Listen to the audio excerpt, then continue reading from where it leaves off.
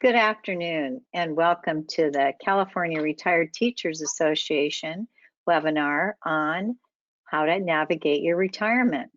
First of all, I want to thank all of you, if you are a recent retiree or an active teacher, just for your years of service.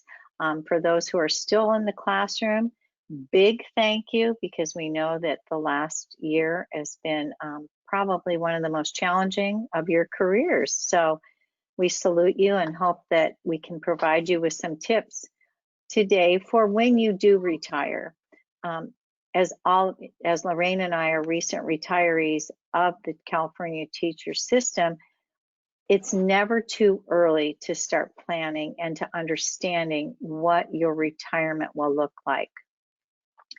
Couple little things for housekeeping today. I will go over, we have 4 speakers. We will ask you, if you have questions, to type them in the question box, which should be on your right-hand side, and we'll address as many as we can at the end of our presentation. Today, our main goal is to guide you with those tips to make you very informed and ready to retire. And we do have, as I said, our 4 speakers. Myself, my name is Susan Dixon. I am the State Chair of Government Relations for the California Retired Teachers Association, or as I will be referring to a lot today, CalRTA. I retired 5 years ago after 35 years of teaching in Capistrano Unified, which is in Southern California. Another one of our speakers is Lorraine Martinez. Lorraine. Hi, everybody. Oh, am I muted? No. Nope. Sorry. Good afternoon, everybody. Greetings from Sonoma County. I retired in 2017 in the summer after teaching for over 35 years in the Santa Rosa City Schools District. And I'm very, very happy to be involved with CalRTA. I was recruited as soon as I was retired, and I'm also currently president of Sonoma County Division 39, and also the state membership resources and retention chair for the CalRTA. So I'm very busy, but I'm very happy. And the great thing is, you can, as retirees, you can do what you want, because every day is Saturday. Nice to see you all. Enjoy. And my name is Jennifer Baker, and I'm a legislative advocate with Murdoch, Walrath, and Holmes. And the Walrath of the Murdoch, Walrath, and Holmes is on the screen right next to me. And I work with Dave to provide legislative advocacy services to CalRTA. So really that includes monitoring all of the politics and bills taking place at the Capitol, monitoring CalSTRS and any kind of state agency that can have an impact on issues of interest and importance to CalRTA. Hello, my name is Dave Walrath. I am the other legislative advocate for CalRTA. I have been representing the association since 1983. During that time, we have been involved in most of the major legislation, both on school finance as well as on retirement. Where I have not been as involved, Jennifer has been involved. So between the two of us, we have covered everything that is affecting current education issues as well as retirement issues.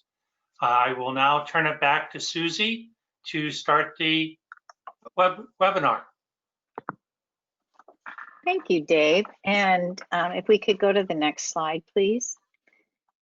So today, what we're going to do is we're going to cover basically how CalRTA protects you in your retirement. We work very closely with the 2 advocates you just met, David Walrath and Jennifer Baker. We are one of the 2nd largest retired teacher groups in the nation, and we are fortunate to have those 2 paid advocates who do a lot of our footwork on the legislation, working with CalSTRS and with other retiree groups. We are going to cover how we advocate to protect your retirement, the federal and the state legislative issues that are current, some in the past, and possible projections of what's going to happen in the future. We also are going to talk about the benefits of a CalRTA membership, and that's what Lorraine will be covering also through our presentation. Next slide, please. So CalRTA, I really want to impress upon you, it represents you. It represents active, retired, and we truly also want to represent future teachers. It is now 91 years old. It was founded in 1929 by Laura E. Settle, a California retired teacher who was concerned that the California teacher's pension at the time was $500 a year.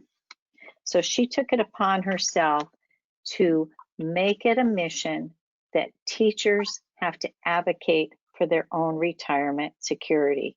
And we take that to task today. The mission is to advocate and protect our retirement security under 4 main areas. Our CalSTRS defined benefit pension plan, healthcare to ensure we have affordable healthcare and adequate healthcare in our senior years. Repeal of 2 main federal penalties that I'll be going over later on. The windfall elimination provision and the government pension offset that affect us as California retired teachers. And we also advocate for adequate public education funding. CalRTA, the Government Relations Committee that I chair, is made up of 12 representatives that come throughout our great state of California.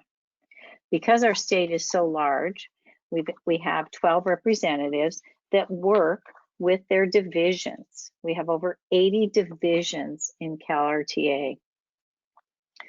Under the direction of our 2 legislative advocates, our committee's overall goals is to review legislation that it will possibly affect retirement security and develop advocacy activities to ensure that we let our elected officials know where we stand on potential or current legislation.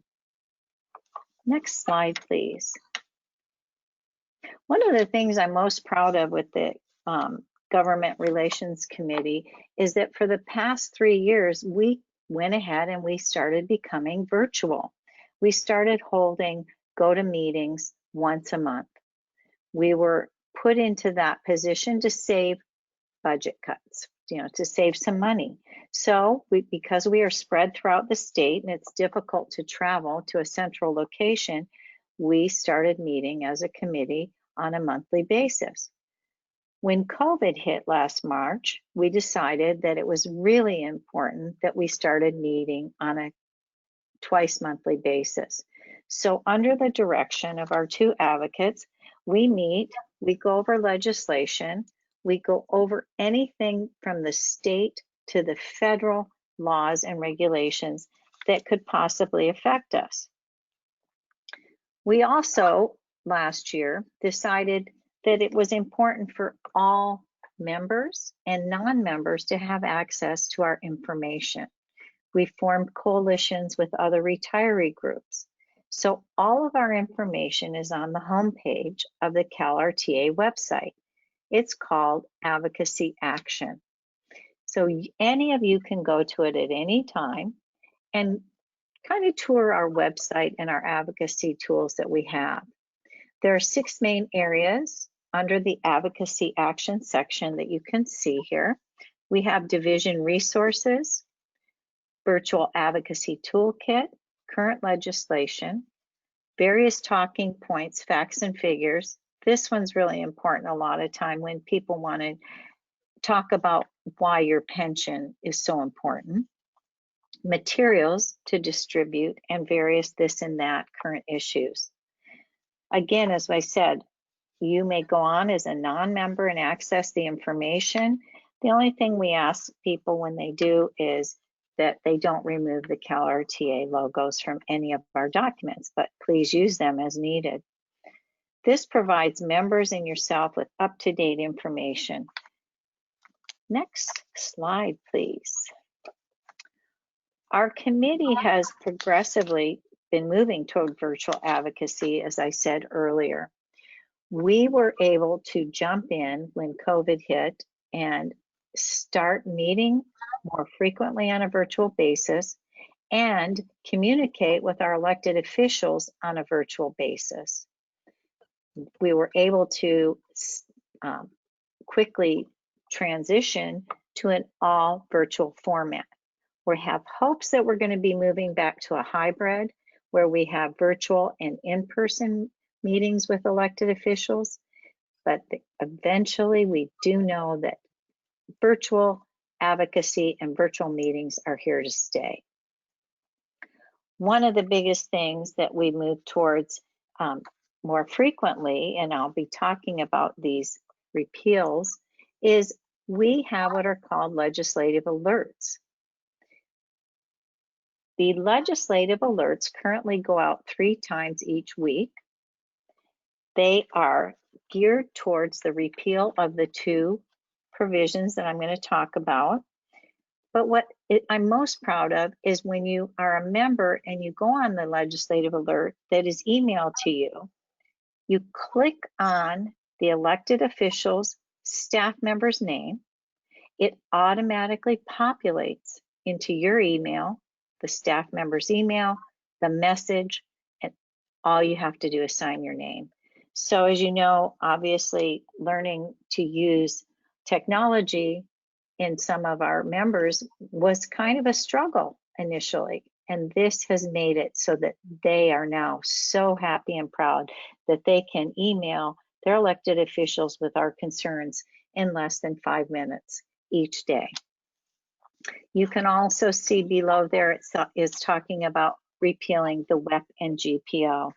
And those are the 2 main goals that we have been working on in the last few years. If you can go to the next slide, please.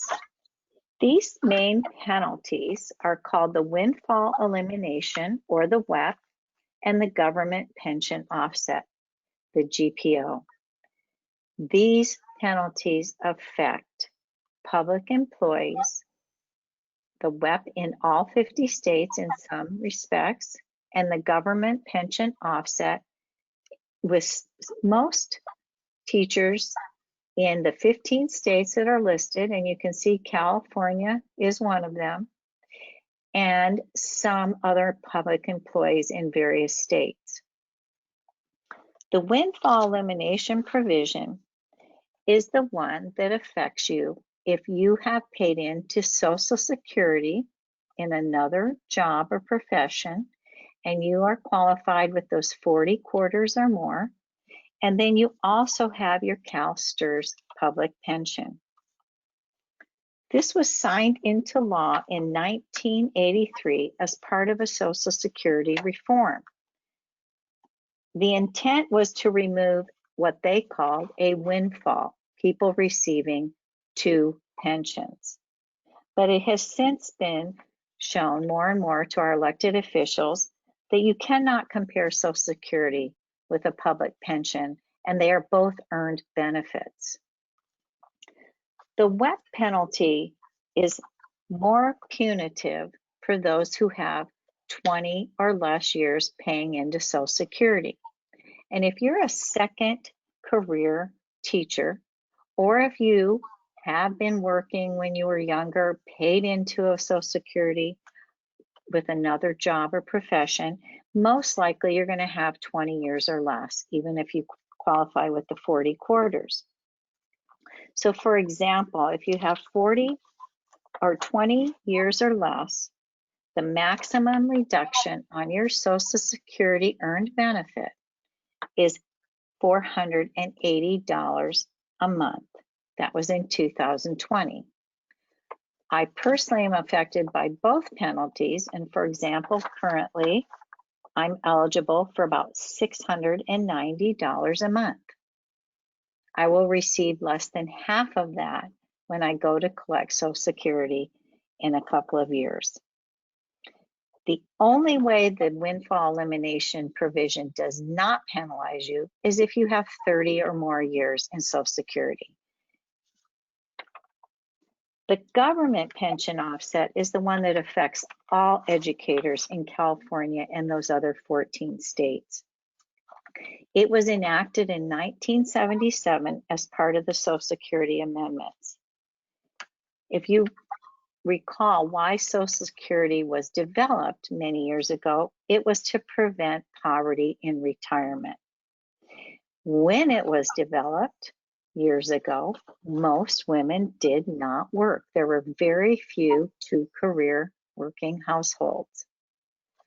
So the spousal benefits that were developed soon after were developed with the intent that the woman who had stayed home, or the spouse, when their spouse died, they were able to receive all of the earned benefits that the spouse qualified for. But another catch on that is while the spouse is still alive, if they do not qualify for Social Security, they get half of that amount each month on top of the spouse who's living what they're collecting. We are not able to do that as educators in California because of those 15 states. Years ago, educators at that time decided in the 15 states that our CalSTRS, or the defined benefit plan that they were in, was actually a much more developed plan than Social Security, so we chose to opt out of paying into Social Security. Unfortunately, time quickly showed that there were serious unintended consequences that come from that. And one of the arguments when we have been talking to elected officials the last few years was, well, you did not pay into Social Security, therefore you should not receive your spousal death benefits. We then showed, and if you go on our website, we have an actual scenario chart that shows the inequities of that a spouse who does not qualify for Social Security benefits on their own while their spouse is alive gets that 50% on top, and then when the spouse passes, they get the higher amount that the spouse had collected. For example, myself, my husband pays into Social Security. When he passes, I will receive nothing of his earned benefits. And we use those keywords all the time, that these are earned benefits. So I encourage you to go and look at that chart. This has been the #1 issue of our members for the last many years, for many years. We survey our members every 2 years, and that's how we develop our platform and our priorities. If you have not gone and checked out Social Security, I encourage you to go on the website, the Social Security website, put in your information, and find out there's 2 calculators that you can use. If you do have 40 or more quarters, you're going to want to do the windfall elimination calculator and find out how much your penalty will be. And for the government pension offset, you will see that as educators, we are qualified and will not earn that from our spousal benefit. Can I have the next slide, please? Because this affects all educators in the state of California, we also came up with the cost effectiveness. How much would repeal cost? Elected officials would bring this up to us when we would go to DC. So working with the Congressional Budget Office, we came up with these charts. And you can see it is such a small slice of the pie. To repeal the windfall elimination, now remember this affects public employees in all 50 states. The cost of repeal is around $9 billion out of the annual covered payroll of $7 trillion. And the annual cost of Social Security each year is $885 billion.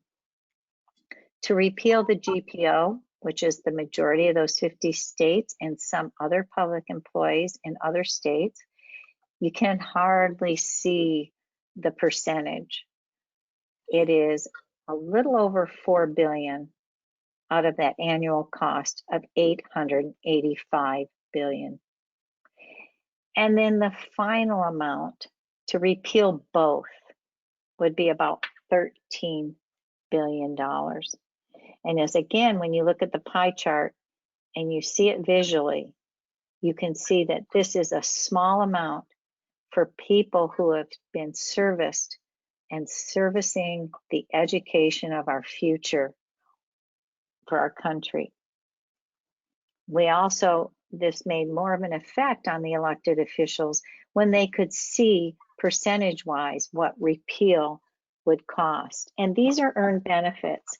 And as we presented over the summer when we were doing virtual meetings with a lot of the elected officials, that all of this money goes directly back in the economy when you're a retiree. You're not saving for that bigger house for your children's college. You're living and you're spending the money. The current bill is HR 141, and that's the one you'll see referred to on all of our legislative alerts. And we will continue to move forward with this. We're closer than we've been in many years, and most of our elected officials now in the House are very informed and educated on what these government pension offset and the windfall elimination penalties involve. Next slide, please. And finally, one of the other things we did this year, and this is where our advocacy comes in, we developed a virtual advocacy toolkit. As I said, we know that virtual advocacy is here to stay. We're going to have more hybrid situations for many years. People are not probably going to gather in large conferences and conventions as they did in the past. And it's easier to reach your elected officials when you do it virtually. So I encourage you to go through our website, look at this.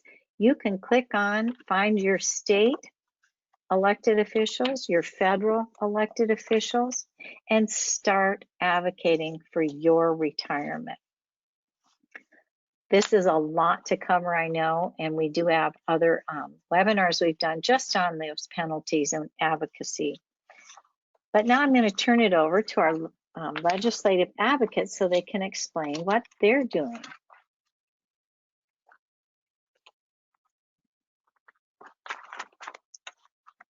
Great. Well, Dave and I spend quite a bit of time, this is Jennifer, we spend quite a bit of time perusing all of the legislation that is introduced by the legislature on an annual basis. And we also go through the state budget to look at how it could pertain to education and health issues and a number of areas that would impact CalRTA members. So we do that on a regular basis. It has been particularly tricky this year because of the impact that COVID has had on not only the legislative process, but the entire amount that the legislature and governor have to work with when it comes to revenue for the state and how much is able to be provided for education, health, social services, and retirement. So we do make sure that we're monitoring that on a regular basis. So if there is a bill that is introduced that would impact your retirement, we flag it. We analyze that information. We bring all of the bills that would be issues that would be important to CalRTA members. We bring them to the Government Relations Committee, and we include bills that impact health, education funding, retirement, and other issues that could be sometimes out of the box. And the Government Relations Committee reviews those bills based on the CalRTA platform. And the platform includes health, education funding, as well as retirement values. And then we then take those bills, and for this last year, we had reviewed over 70 We then take that, that goes to the CalRTA board to ratify and to approve or change positions. While that's happening, Dave and I will actively work at the Capitol to advocate on positions that CalRTA has taken on bills. So for example, there was a particular bill this past year, AB 2998 by Assemblymember Kiley, that would have actually eliminated your CalSTRS defined benefit option for new teachers. Essentially, you would have had a 401k plan with no retirement security. It was really an attempt to try to eliminate CalSTRS in the long run. And so we flagged that right away. Took it to CalRTA for an opposed position. We were able to work very quickly within the halls of the Capitol to prevent that bill from moving forward. And that was just one example. We do that with a number of bills. This year, it was much more tricky because we were not able to be at the Capitol because of closures. And so we had to do everything, I'll call it distance advocacy. We had to do it over the phone, providing testimony, but we nevertheless monitored all the hearings, made sure that CalRTA was on record on bills, as well as on the budget, because there were some aspects of the budget that had impacted retirement and certainly education funding. So we make sure that we monitor all of those issues on a regular basis. And I did want to note, because I don't think that I mentioned it before, and we are getting into some technical information. If you do have a question on anything that I'm covering or any of the other presenters are covering, on the right-hand side of your screen, you will see by one of the arrows it says questions. Please click on the question box, type your questions on in, and we'll work on either answering the questions as we go through the workshop. And if we don't get a chance to cover them all as we're going through, we save some time at the end of the workshop to answer all of the questions that we have. So the question then is, why do we monitor these things? Why these particular topics? They are part of the platform.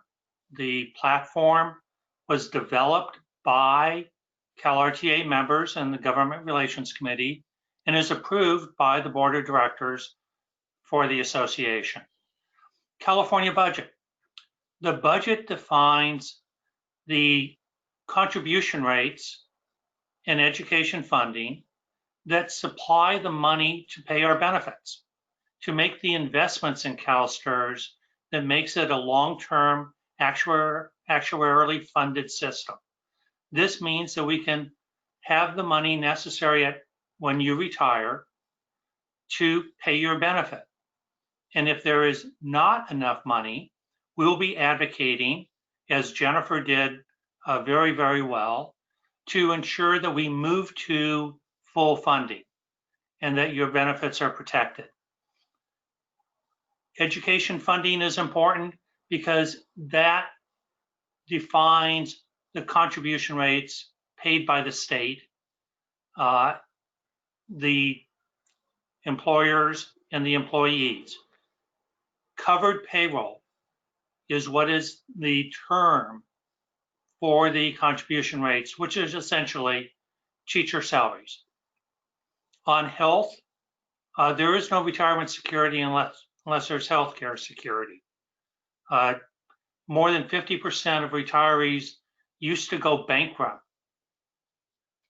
because of healthcare costs prior to some of the federal actions to expand healthcare access and state actions to expand affordable healthcare access. Patient protection.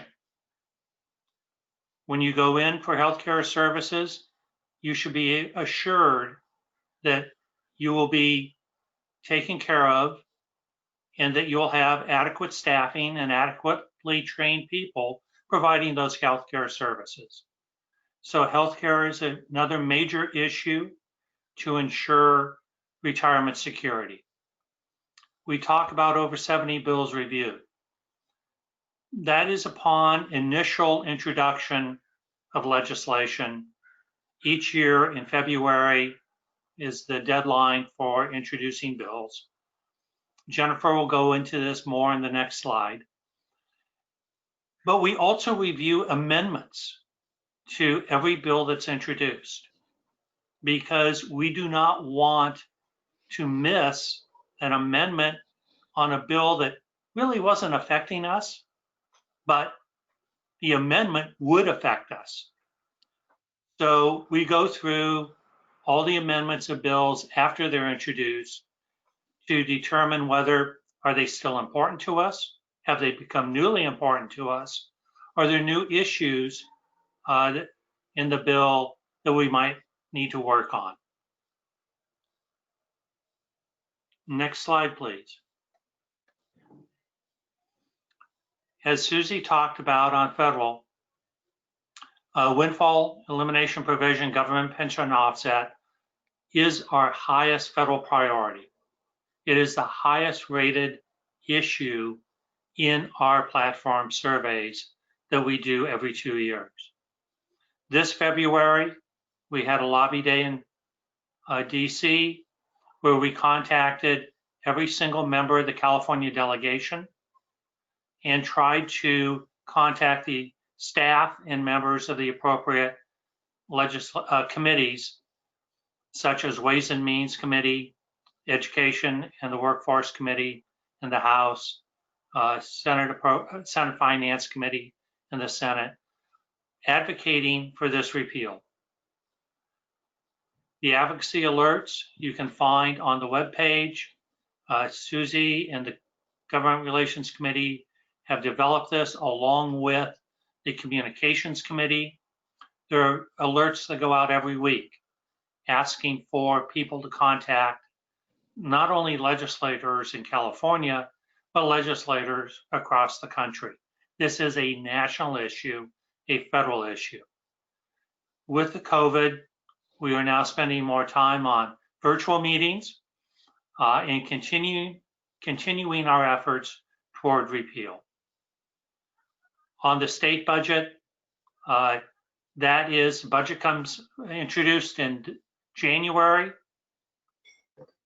It goes to the budget subcommittees and committees of both the Assembly and the State Senate.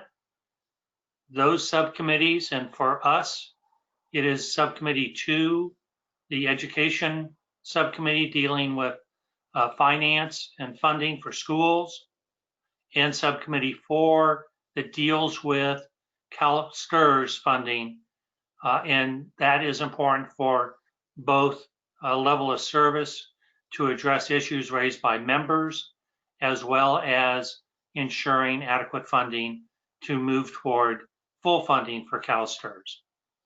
The budget subcommittees will meet from February through May, at which time they'll report to the full committees and then to their houses prior to enactment of a budget no later than June 15th of that fiscal year.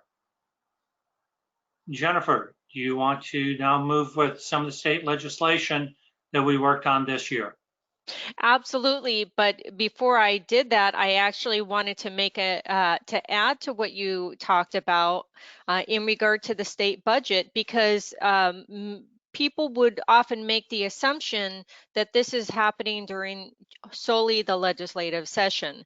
But what I wanted to know is, as you all know very clearly, the work that you do as a teacher and as an educator does not only take place when school's in session. As you know, so much of the work is done outside of the classroom.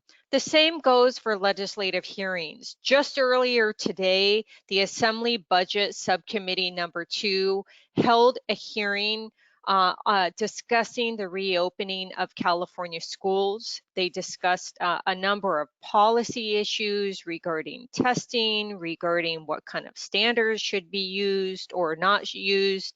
They talked about the opportunity gap that's been created, and a number of issues that could ultimately turn into bills that are introduced this next session. In addition, they also had a very comprehensive discussion of the increased fiscal costs and challenges that school districts are having across the state because of the increased costs for testing, protective equipment, and the fact that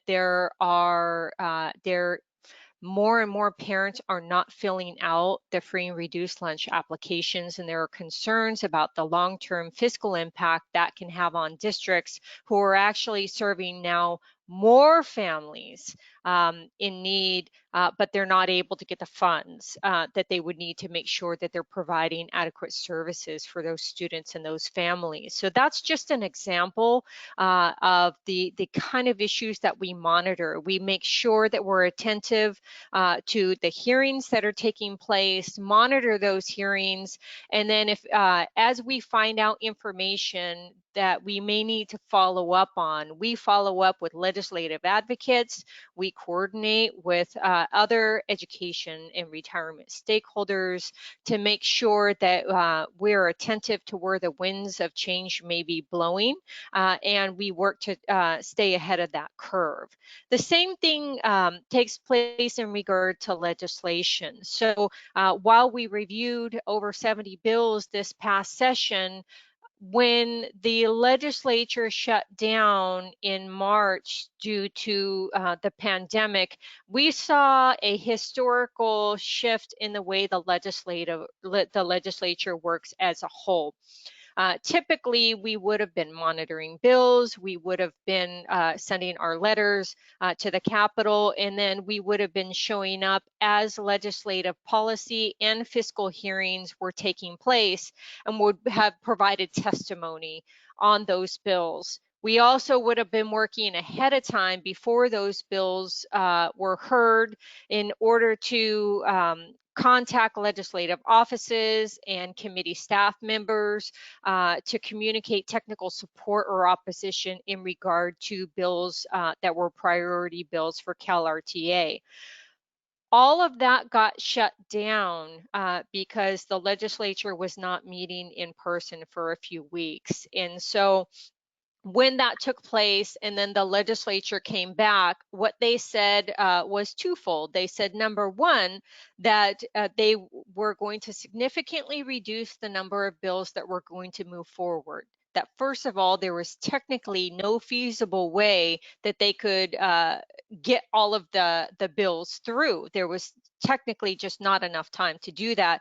And they wanted to make sure that they were prioritizing to address the health and social impact of the pandemic and the economic recession that had taken place as a result of the pandemic. So because of that, most of the bills that were introduced wound up not moving forward, and we really saw bills being scaled back. So there were a number of bills that we took positions on that we found out we're not going to move forward. So we then focused on the bills that we did find out were going to continue to move forward. There were about 24 bills that CalRTA had taken positions on that were moving forward, but at the end of the day, there were literally only 4 bills that actually passed through the legislative process. This was not unusual for this legislative session. There was a disproportionate number of bills in the legislature this year, even very, very high priority bills dealing with a number of policy issues that simply could not pass the legislative process because they either A, ran out of time, or B, I don't want to say ran out of political will, but what I will say is there were a number of challenges in regard to differences of opinions, which is happening a lot these days. And that really had an impact on being able to allow a number of bills to make it past the legislative deadline. So I did want to let you know the few that did make it and that were signed into law.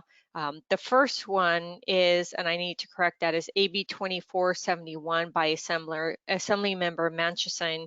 And CalRTA had taken a support position on this bill, and we had found out that there were a number of particularly egregious situations that seniors were finding themselves in because they were being solicited products to upgrade their HVAC system or some aspect of their home, and seniors were being marketed to disproportionately and were being exploited, and were being put into contracts that were not beneficial to them, their pocketbook, or their home.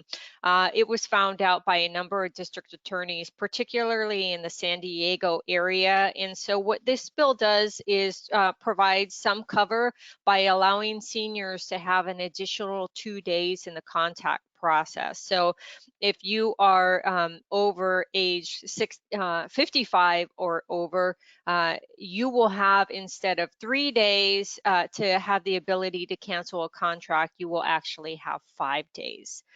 And the second bill that did make it through the legislative process was SB 852 by Senator Pan. And this bill was in regard to prescription drugs. Ultimately, in the governor's initial January budget, Governor Newsom had actually proposed that we create a new state entity whose whole responsibility would be to create an opportunity for California to be able to purchase and then distribute prescription drugs at an affordable cost to California's residents. When the economy began to turn earlier this year, it was then realized that the funding to start that conversation and program would not be there for this year. So that changed the conversation. So as a result, SB 852 had been amended to create a process to increase patient access to affordable prescription drugs.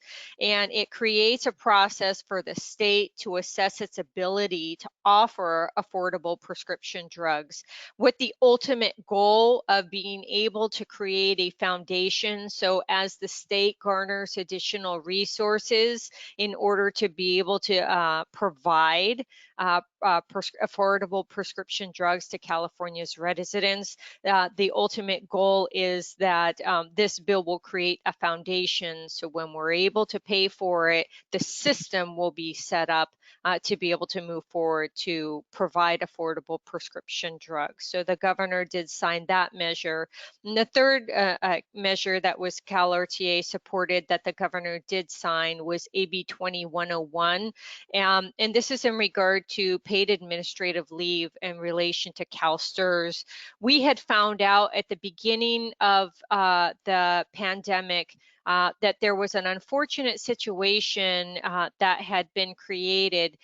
Because this was an unprecedented situation, districts weren't quite sure what to do when a teacher was exposed to COVID and needed to quarantine for 2 weeks. So what some districts began to do was to put those teachers on paid administrative leave, because paid administrative leave is a process this districts use all the time. If you have pre-approved paid administrative leave, there's not a problem. This was emergency paid administrative leave. And because of that, we found out that there was a technicality in the law that wouldn't allow someone that was on this emergency paid administrative leave to receive their CalSTRS credible compensation for the time that they were on that paid administrative leave. What that would have meant was that you would essentially be losing 2 weeks or more, whatever time you were on that paid administrative leave, you wouldn't be receiving your CalSTRS credit for that through no fault of your own. So we worked with other education and retirement stakeholders. We worked with CalSTRS, the legislature, the governor's office, and Department of Finance, and created language that would address this. And it was amended into a bill 2 weeks before the legislative session ended. So as Dave was commenting earlier on the fact that we monitor amendments, well, sometimes we are part of the entities that create those amendments. But that was the only way that this language could have been addressed and then passed in order to provide benefits for those individuals to make sure that they would not be penalized through no fault of their own. There was one bill that was passed by the legislature that the governor did veto, and that was AB 2100 by Assembly Member Wood that CalRTA did support, and that would have required the Department of Managed Healthcare to establish the Independent Prescription Drug Medical Review System. And it would have required a survey to be conducted by the Department of Managed Healthcare for specialty drug price information to assess disease management payment to a pharmacy for various costs and activities, as well as a number of technical aspects. The reason the governor had vetoed the bill is he noted that he wanted to have a more comprehensive conversation and put something that that was even more thorough than was included in the bill. That and the fact that he had already signed SB 852 and noted that he wants to have a longer conversation on this issue and deal with something more comprehensive in the next year or two is the reason why he had noted that he didn't support this particular bill. But what he did note in his veto message is he did support the overall goal of wanting to provide more affordable prescription drugs to Californians. He just wanted to make sure that we had a more effective mechanism in place in order to make that happen. I did want to note a few interesting facts for you, because I don't know about you, but sometimes I find myself to be a data junkie. And I thought you would actually be interested in some of the technical aspects on the number of bills that were introduced. So each legislative session is 2 years. So for 2019 and 20, those 2 years comprise the 2019-20 two-year legislative session.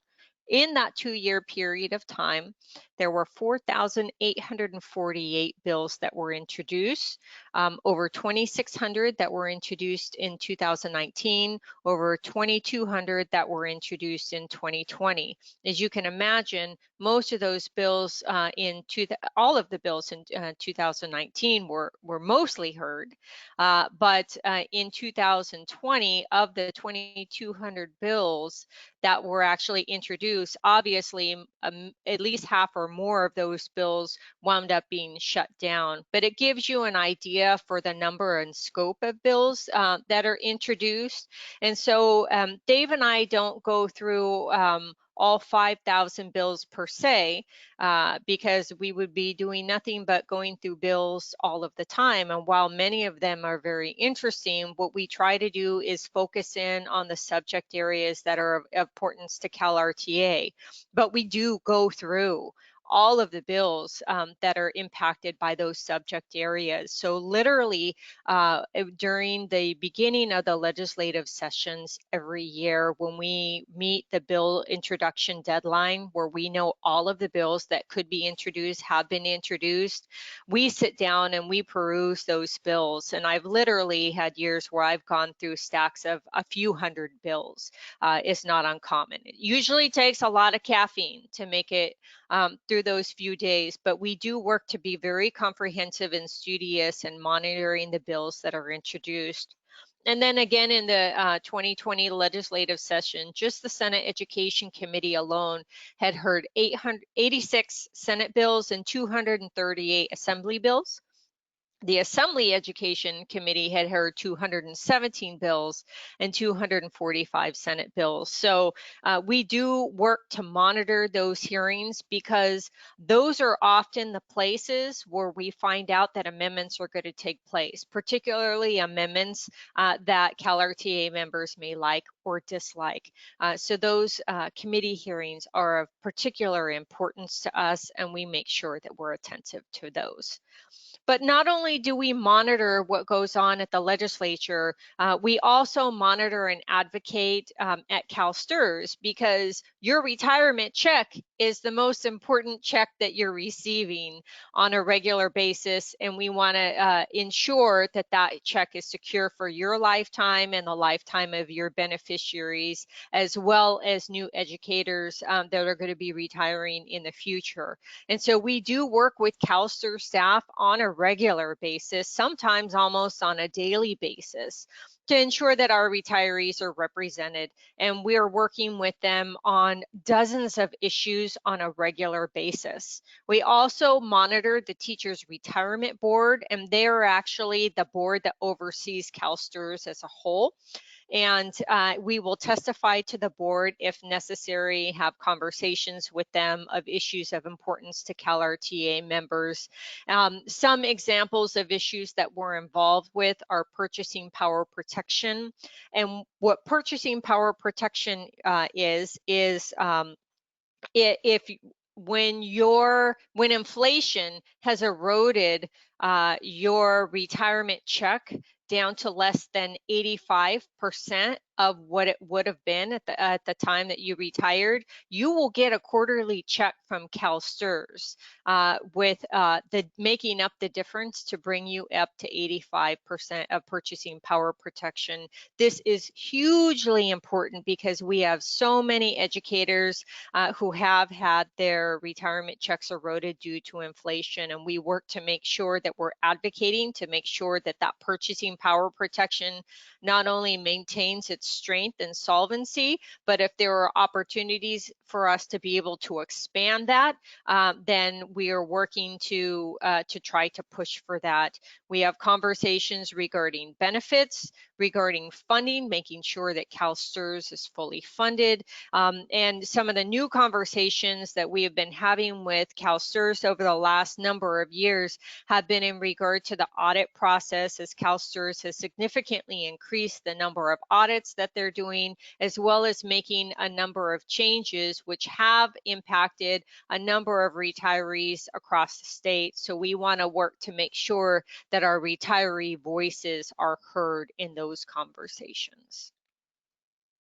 And then that leads us to the frosting on the cake, which is your membership benefits with Lorraine.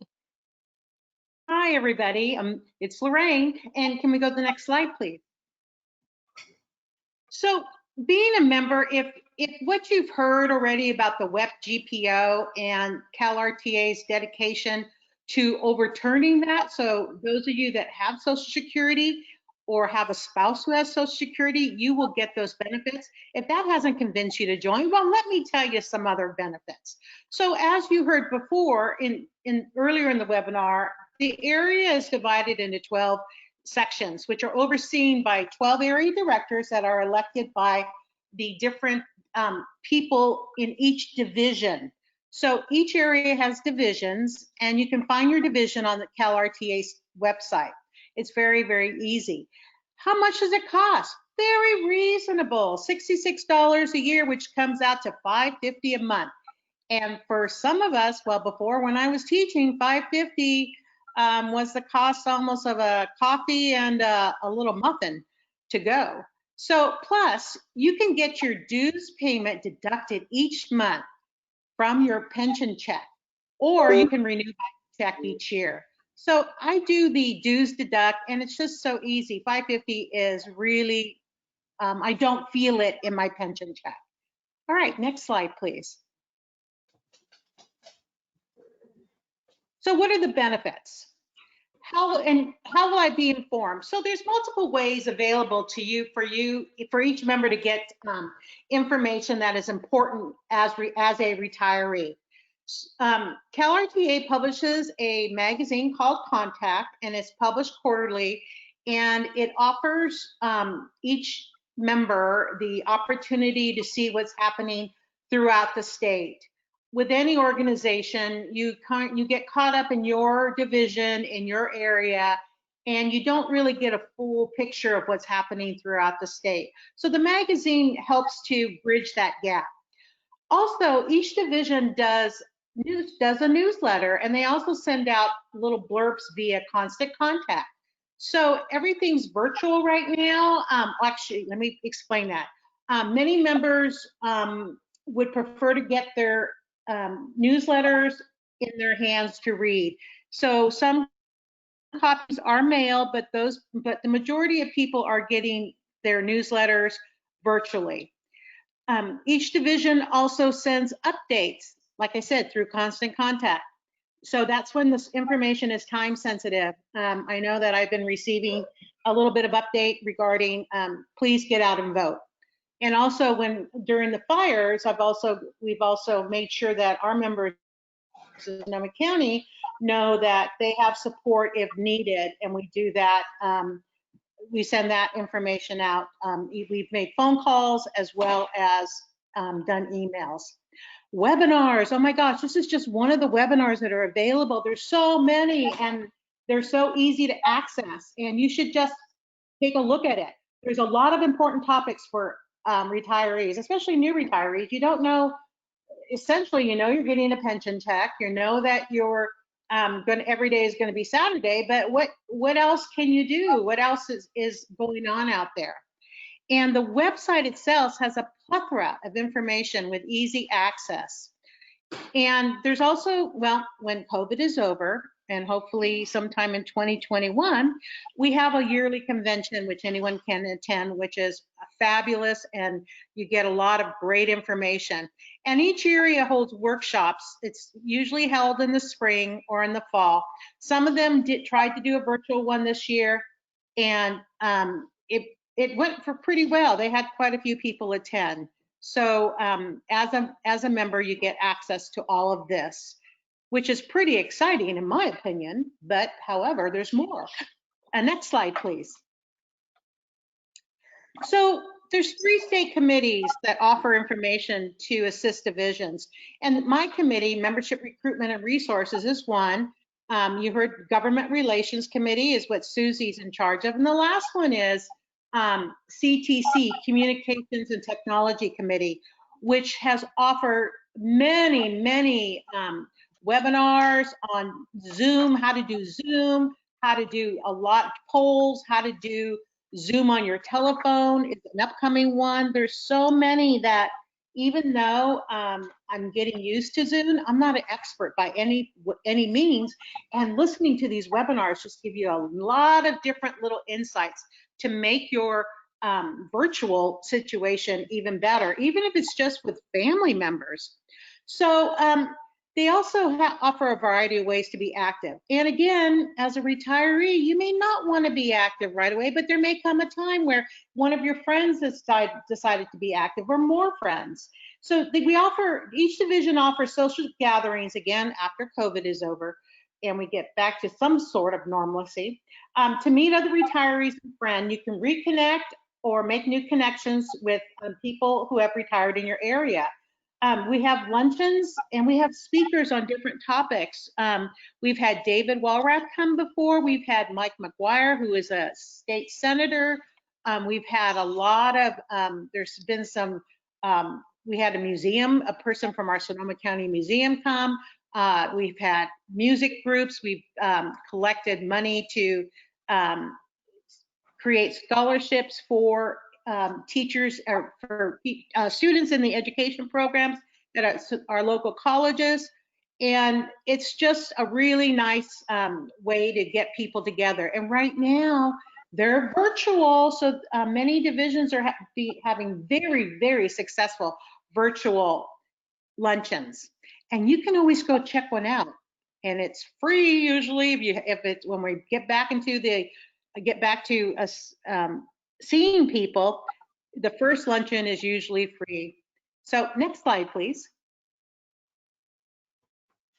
And there's also some divisions that they give you a survey and they offer activities. So there's hiking and walking, and some of them go to different museums, and some go on field trips to somewhere to look at a garden, like for example, the Sunset Garden in Sonoma, California, and then they'll have lunch afterwards. And they've done a lot of wonderful, wonderful trips to wineries, and they've had some great time, gone to concerts. There's a lot of areas that offer, cities that offer free concerts. So they'll say, hey, who wants to go? And they'll meet up and share the concert together. So there's some examples there, you know, and actually up in Lake County, they rented a whole movie theater, and they had it just for their members. And that was kind of fun in the afternoon one time. And so, and also many of them have book clubs. So if you're interested in joining a book club, there's a great way to do it with local people. One thing educators do, and we do a lot of it, is we volunteer. You may have volunteered before, but you were limited in your time and your opportunities. So now there's volunteers all throughout the states, and they're in schools and libraries, food banks. They're gathering supplies for babies and children. They're babysitting their grandchildren, great-grandchildren. Yes, that is volunteering. And the amount of money that is saved by our volunteer hours is staggering. It's just staggering how much money we as volunteers save our counties, our cities, our schools, just by going in and volunteering. And it's wonderful, especially when you can volunteer in your grandchild's class. That's pretty special. Next page, please. So there are over 40,000 educator retirees involved with CalRTA. The wonderful thing about CalRTA is that we don't eliminate anyone. So we have superintendents, administrators, educators, educator supporters, our partners, our spouses, our children, our friends. We're absolutely making sure that federal and state elected officials understand our needs. And that is so important. We're not giving up. There's no giving up in CalRTA. So I love quotes, and so I'm ending with a quote. I'm really in retirement. My career is over. I'm just playing now and having a great time. I like to keep busy, and I'm doing what's fun for me. CalRTA is fun for me, and I hope that you will consider joining us. You don't have to be retired to join. Thank you, everyone. Next slide.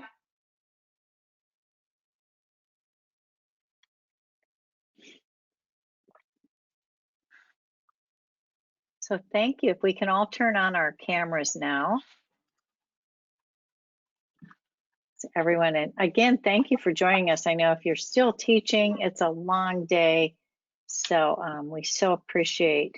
And as Lorraine and Jennifer have said over and over, and David, there's so many resources. There's so much to cover. And I notice a lot of our questions, Jennifer's going to hit a few of them, do deal with the WEP GPO. And we actually have a webinar that you can access that I did on just the WEP and the GPO. But you can always email us. So go ahead, Jennifer.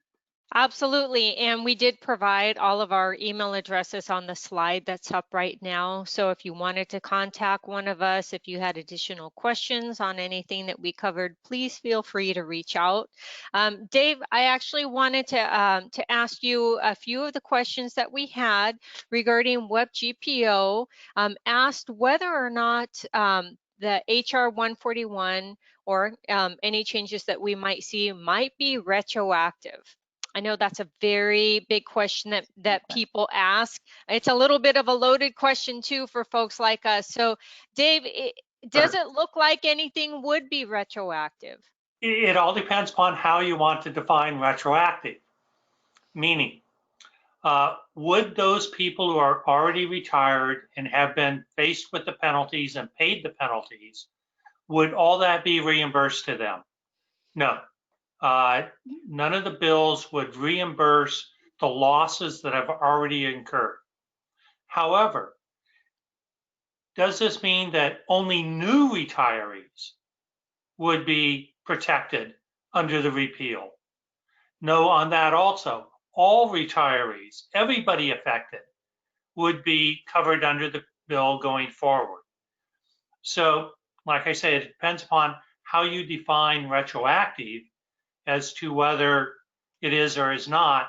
But if you define it as been retired for 10 years, you've been subject to the WEP for 10 years, you have lost half your Social Security over those 10 years, would the federal government write you a check for that? No, that has not been part of any of the bills. But so Dave, what you're saying is while you wouldn't get a check for the amount that they already reduced, would this mean that if it were passed, then you would be receiving the full amount of Social Security in the future that you would have been receiving? Absolutely. So let's say you were cut by 50%, instead $400 a month of your own earned Social Security under the windfall elimination provision. You went from 800 cut down to 400. If 141 passes, you would go up to the 800. So you would be receiving $400 more per month in Social Security. That's huge. That's something to advocate for. One more question that we had is someone says, I understand I can collect Social Security while I'm still working, but how soon do I need to opt out of collecting when I retire so it won't affect my retirement? So essentially, and this almost gets to, I know that some individuals, and Susie, when you were presenting, had commented, you know, a lot of folks try to collect while they're still working because once you retire, that's when you're going to be hit. Are there some maybe some different examples or scenarios that we can share that might help individuals to understand how to game that as much as possible? Probably only what you explained, Susie. That seems to probably be the only way. The only way, and the one way I know of some friends who were teachers, their husbands were older, so they were still teaching, paying into their defined benefit, CalSTRS full time, and their husband was collecting his Social Security, and they were getting that spousal security. And I think, and David can confirm this, but once you turn in to collect CalSTRS, it's very clear if you need to stop immediately. They will say, under Social Security, there's a question on your own website, do you have a public pension? So you'd have to honestly then answer, yes, I am going to be collecting a public pension. So some have wiggled through it for a few years, but not much. Yeah, Susie's absolutely correct on that. And it's a situation that a trade-off, because you'll be receiving essentially the spousal 50% of what your spouse is receiving while you're still working. You do not want to collect your own. You want to be on spousal at that point. But as Susie said, the second you quit, then you fall within the Social Security penalties. We did and even if you move to another state, I think that's been a misunderstanding, is people have moved to a state that so-called is not affected by the GPO or something, and they've tried to continue to collect spousal. Eventually somebody figures it out and you're going to owe a lot of money. So it's better to understand the penalties, go to the Social Security website, do the calculations, and be honest, because it's not worth being retired and being asked to pay back a whole lot of money. Yeah, we have heard of people being asked, well, not asked, directed Yes. to pay back more than $40,000. And So are that there is any so other difficult questions? when you're already retired. We Yes. did get we did get a question from someone who had thought that this workshop would have covered more specific retirement issues related to retiring, age of retirement. And what I wanted to note was that, you know, we did a webinar just around something like that earlier this year, and I'm not remembering the title right now. We actually had a CalSTRS counselor give one of the CalSTRS presentations, and Dave and I were actually asking her a number of questions, and we were integrating new issues that have been happening due to COVID and bringing up new questions that people may not have considered, such as the impact of retiree healthcare if you decided, or just your healthcare in general if you decided to leave earlier. So I'm not remembering the name of it offhand, but if you go to our CalRTA website and click on the webinars, as Susie was describing the different tools that we have on the website, all of the webinars that we put together are saved. So you can just point and click and watch it. I would really recommend if some of you have not yet retired and you're contemplating all of the things that you need to think about, you should watch that webinar. And if you haven't already contacted a CalSTRS counselor, I absolutely need to insist, especially now, consider contacting a CalSTRS counselor. They have a number of virtual workshops. They've really been increasing the number of virtual workshops available to help to answer questions and concerns that you might have. And the webinar that Jennifer's talking about has a whole resource page of the different types of webinars that CalSTRS has that you can log on to their site and watch that specific issue webinar. Yes, and we had worked with CalSTRS to try to we were trying to anticipate new issues that a number of teachers, a number of districts, and even CalSTRS may not have contemplated. So I would really encourage you, because I know some of you might be thinking about retiring perhaps at the end of the school year. Take some time, go through that, because CalSTRS also includes a checklist of things that you should consider and making sure that you've thought of before you plan on retiring. And if you are thinking about retiring at the end of the school year and haven't contacted a CalSTRS counselor yet, your homework is to at least go to the CalSTRS website by the end of the week. I know it's crazy, I know it's stressful, but your financial security is definitely worth it. And then your homework is to contact CalSTRS to actually set up an appointment or to attend a webinar within the next 2 weeks, because you will likely find out that there's something you hadn't considered that might change the amount that you would be receiving, something that could impact you, and that might even change when you decide that you want to retire, or it might force you to retire at a time where you may not have wanted to. You might have to extend it out. But if there are decisions you can make now that can help to prevent that because you're educated about the issue, then it really makes sense to do that. An example of what Jennifer's talking about is some districts are beginning to talk about golden handshakes again. CalSTRS has a golden handshake. If your district is considering that and you're considering, we strongly recommend you talk to CalSTRS about how that works with them, what the benefits are, and what some of the restrictions are if you accept that.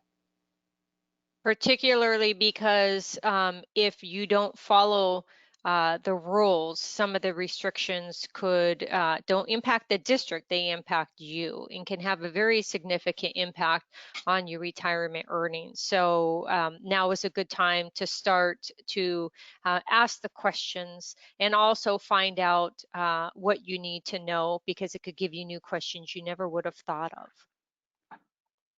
And I believe that's all the questions that we've That's got. it. Well, thank you. And as just recently retired, I think Lorraine and I can say that 5 years went by so fast. It is imperative to contact counselors. And I actually saw 3 different counselors. It's never too early, especially because it is a different system. It is based on age more than years of service. And so if you started young, as we did, your years of service are huge, but your age might be lower. And you have to weigh what happens. And then there's all the paperwork you need to do with your own district that you'll want to follow up on purchasing, if you are allowed to purchase health care. Because if you retire, younger than 65, you're going to need to have health care. So a lot of situations like that were actually covered on that previous webinar, and CalSTR's checkoff list is really extensive. But we want to thank all of you again and welcome you, and hopefully we provided you with some new information, and encourage you to go on the website and let us know if you have any questions, how we can help you, and thank you again for being in the classroom. So it's a new day. So thank you so much and have a great evening. Thank you so much, everyone. Stay safe and happy retirement. And healthy. Thank you all. Bye-bye.